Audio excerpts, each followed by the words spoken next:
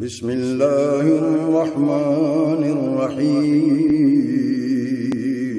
شروع اللہ کے نام سے جو بڑا مہربان نہایت رحم والا ہے۔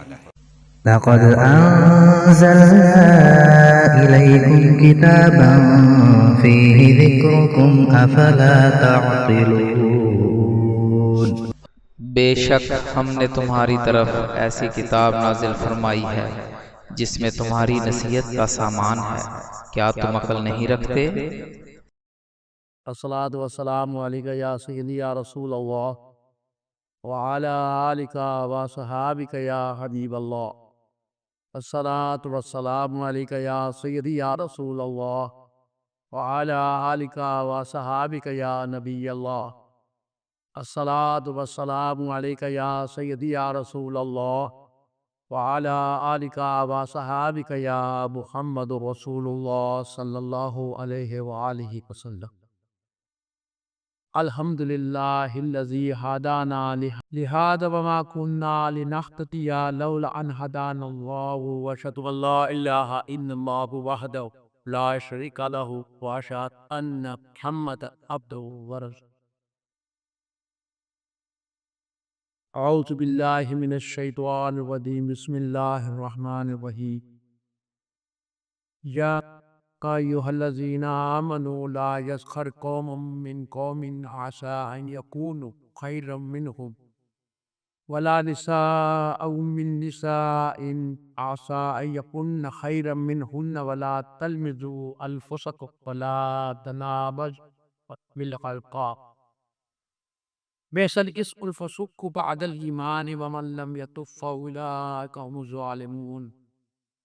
یا ایھا الذین آمنوا اجتنبوا کثیرا من الظن ان بعض الظن اثم ولا تجسسوا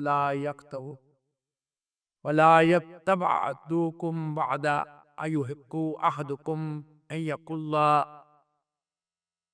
ان یأکل لحم اخیہ میتا فکرہتموہ واتقوا اللہ ان اللہ تواب الرحیم۔ دوستان محترم، السلام علیکم ورحمۃ اللہ وبرکاتہ۔ میرے ناظرین اور حاضرین، اللہ تبارک و تعالیٰ سب کو اپنی پناہ میں رکھے، شیطان کے شر سے بچائے۔ شیطان کے شر سے بچانا اللہ کا کام ہے، ہمارا کام ہے اللہ کے آگے فریاد کرنا۔ میرے دوستو، میں نے سورۃ الحجرات کی 2 آیات تلاوت کی۔ اللہ پاک نے ان مہمانوں سے خطاب فرمایا۔ ان 2 آیت میں اللہ پاک نے کیا دیا کہ اللہ پاک نے ایمان والوں کو، یا ایھا الذین آمنوا، اے ایمان والو، ان سے خطاب کیا، کافروں سے نہیں کیا۔ یعنی وہ لوگ جو اللہ پاک کے وجود اور اس کی وحدانیت پر اور اس کے فرشتوں کے وجود پر اور اللہ کی ملاقات کے برحق ہونے پر، اس کے رسولوں کے برحق ہونے پر اور مرنے کے بعد دوبارہ جی اٹھنے پر یقین رکھتے۔ اللہ پاک نے انہیں نصیحت فرماتے ہوئے پہلی آیت اس میں فرمایا 3 ایسی باتوں سے منع فرمایا جو ایک دوسرے کے سامنے ظاہر ہوتی ہے۔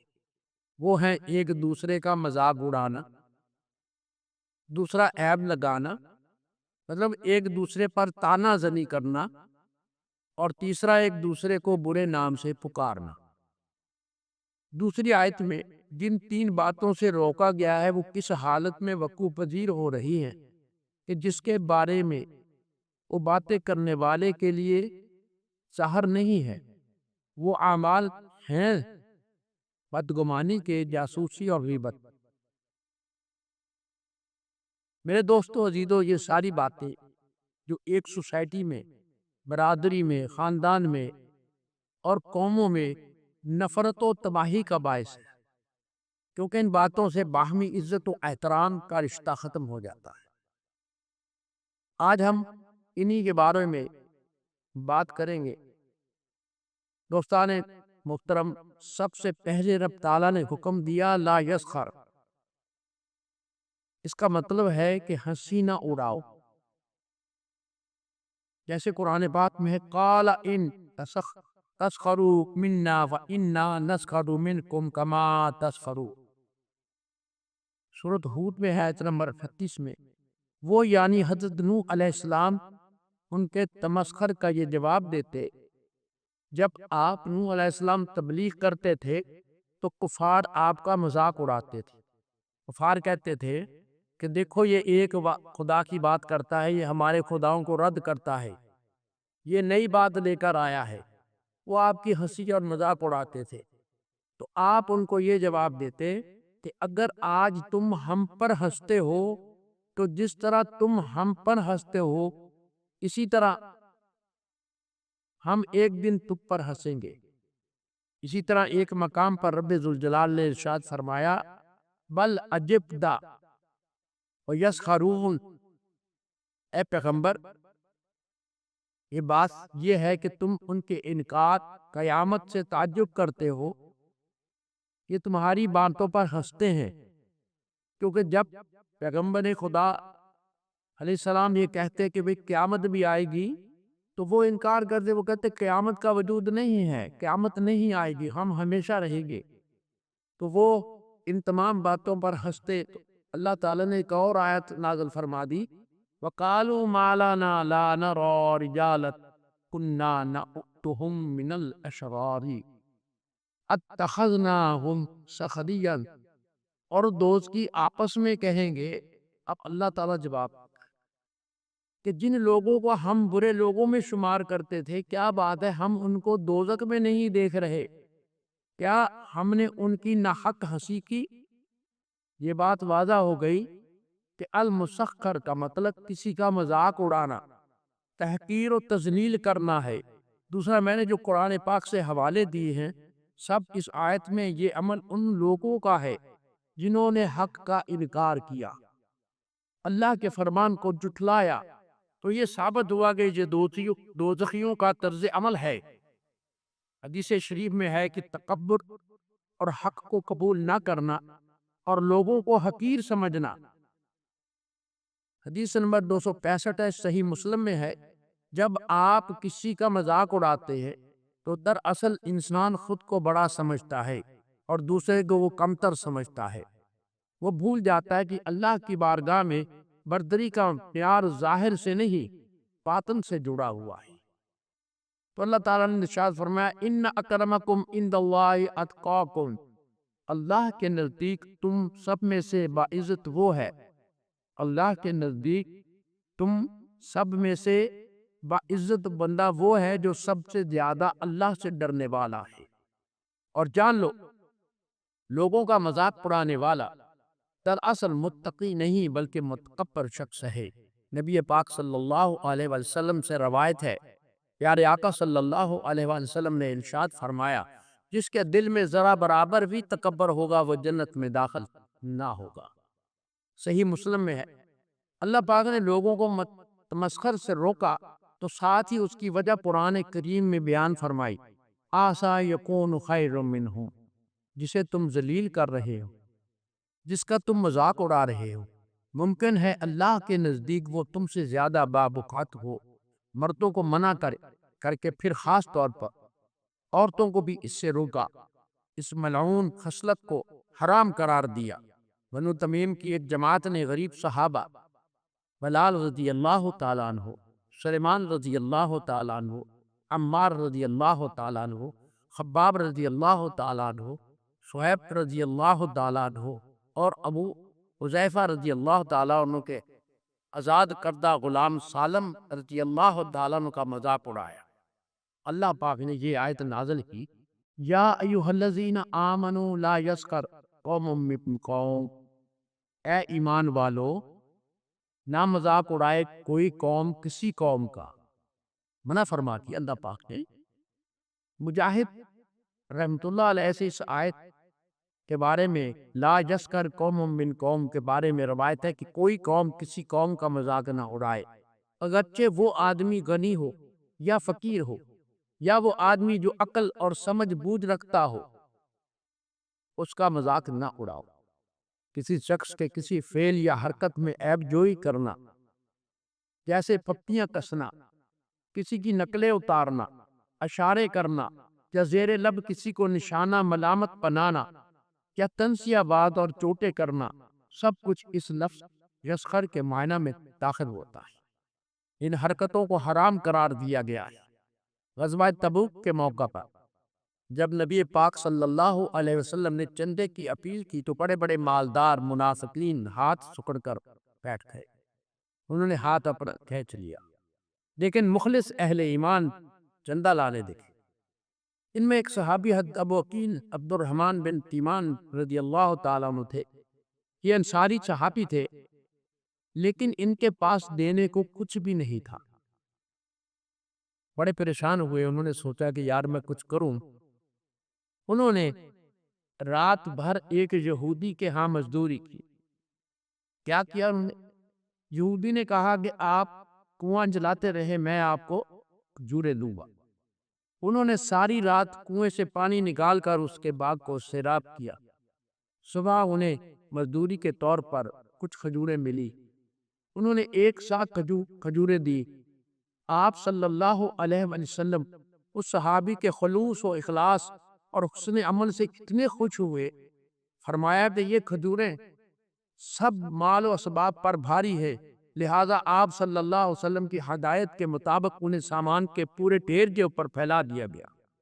لیکن وہاں جو منافقین تھے، انہوں نے حضرت ابو عقیل رضی اللہ تعالیٰ عنہ کا مذاق اڑائے اور فکرے کسنے شروع کر دیے، کہنے لگے کہ یہ بہت بڑی قربانی ہے یہ آپ کی، ان کھانے کے طور پر کھجوروں کے بغیر تو یہ مہم کامیاب ہو ہی نہیں سکتی تھی۔ وہ بھول گئے کہ اللہ کے حبیب صلی اللہ علیہ وسلم کی پسند اللہ کی پسند ہے۔ اللہ پاک نے آیت نازل فرما دی، وَيَسْخَرُونَ مِنْهُمْ سَخِرَ اللَّهُ مِنْهُمْ وَلَهُمْ عَذَابٌ أَلِيمٌ۔ سورۃ توبہ میں ہے 79 نمبر آیت ہے۔ پس یہ ان کا مذاق اڑاتے ہیں، اللہ بھی ان سے تمسخر کرتا ہے، انہی کے لیے دردناک عذاب ہے۔ اس آیت کی تفسیر میں ابن عباس رضی اللہ تعالیٰ بیان کرتے ہیں، اللہ تعالیٰ قیامت کے دن ان کے تمسخر کا بدلہ دے گا، ان کی جلن کے لیے دوزخ میں ایک دروازہ جنت کی طرف کھولے گا اور آخرت میں ان کو بڑی دردناک سزا ملے گی۔ اس لیے فرمایا، یا ایھا الذین آمنوا لا یسخر قوم من قوم عسى ان یکونوا خیرا منہم۔ اے ایمان والو، تمہارا کوئی گروہ دوسرے گروہ کا مذاق نہ اڑائے، ہو سکتا ہے کہ وہ مذاق اڑانے والوں سے بہتر ہو۔ آیت کے اگلے حصے میں اللہ پاک نے فرمایا، وَلَا تَلْمِزُوا أَنفُسَكُمْ، میں اپنی جانوں کو عیب نہ لگاؤ۔ اے ایمان والو، اپنی جانوں کو عیب نہ لگاؤ۔ اپنی جانوں کو عیب نہ لگانے سے مراد ہے کہ ایک دوسرے کو تانا نہ دو، تانا زنی نہ کرو۔ جو تلمزو ہے وہ لمزہ سے ہے، لمزہ کے معنی ہے کسی کی غیبت کرنا، اس پر عیب جوئی کرنا۔ قرآن پاک میں فرمایا، وَمِنْهُمْ مَنْ يَلْمِزُكَ فِي الصَّدَقَاتِ، اور ان میں بعض ایسے بھی ہیں کہ تقسیم صدقات میں تم پر تانا زنی کرتے ہیں۔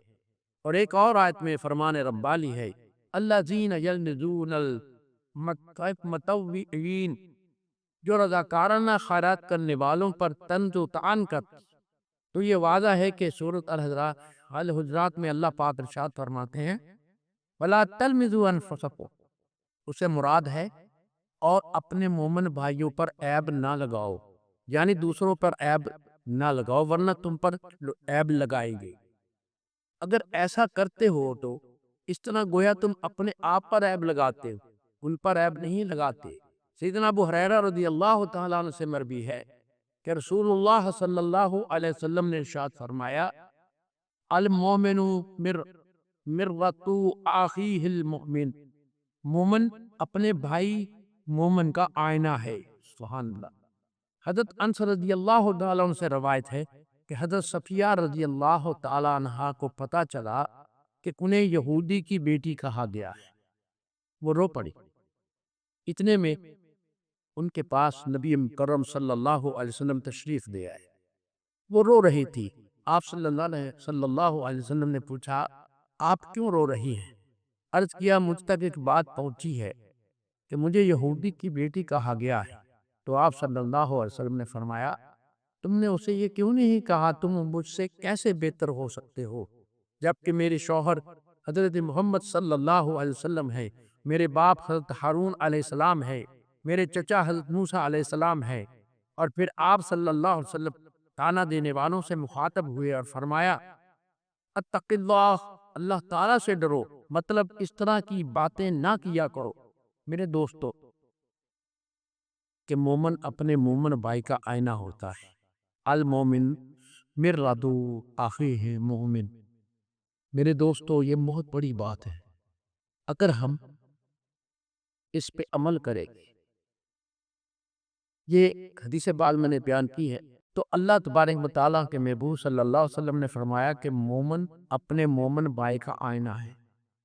اگر ہم اس پر عمل کریں تو میرا خیال ہے ہم کسی کو برا نہیں کہیں، کیونکہ جب ہمارے ذہن میں ہوگا یار وہ میں اس کا آئینہ ہوں، یہ میرا آئینہ ہے، تو پھر وہ اپنے آئینے کو کبھی برا نہیں کہے گا، کبھی تانا زنی نہیں کرے گا، کبھی گالی نہیں دے گا، کبھی اس کی غیبت نہیں کرے گا۔